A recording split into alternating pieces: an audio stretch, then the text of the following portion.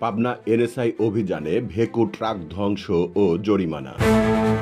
পাবনা থেকে আমাদের প্রতিনিধি আব্দুল মোমিন সাগরের পাঠানো তথ্যচিত্রে ডেস্ক রিপোর্ট। পাবনা জেলা এনএসআইয়ের তথ্য উপস্থিতি ও সার্বিক তত্ত্বাবধানে বেড়া উপজেলা নির্বাহী কর্মকর্তা কর্তৃক অবৈধভাবে বালুমহাল থেকে বালু উত্তোলন ও মাটি কাটার বিরুদ্ধে একটি ভ্রাম্যমাণ আদালত পরিচালনা করা হয়। শনিবার ২৬ এপ্রিল বিকাল ৫:১৫ হতে রাত ৮:৩০ পর্যন্ত দীর্ঘ ৩ ঘণ্টা এ অভিযান পরিচালনা করা হয়।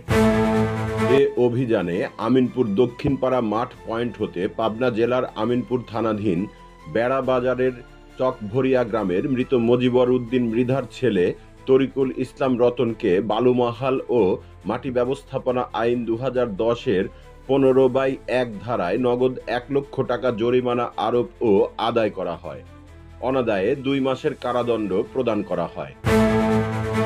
এছাড়া একই ধারায় কাজিরহাট ঘাট ক্যানাল পয়েন্ট হতে টাঙ্গাইল জেলার কালিহাতী থানাধীন সাগোয়ালমারি গ্রামের মোহাম্মদ আবু বক্করের ছেলে ফরিদুল ইসলামকে ১ মাসের বিনাশ্রম কারাদণ্ড প্রদান করেন বেড়া উপজেলা নির্বাহী কর্মকর্তা মোরশেদুল আলম।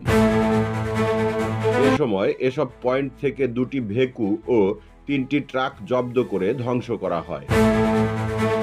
এ আদালতে এনএসআই এর ৫ জন সক্রিয় সদস্য সহ সেনাবাহিনী ও আনসার বাহিনীর সদস্যরা ঘটনাস্থলে উপস্থিত থেকে এ কাজে সার্বিক সহযোগিতা করেন।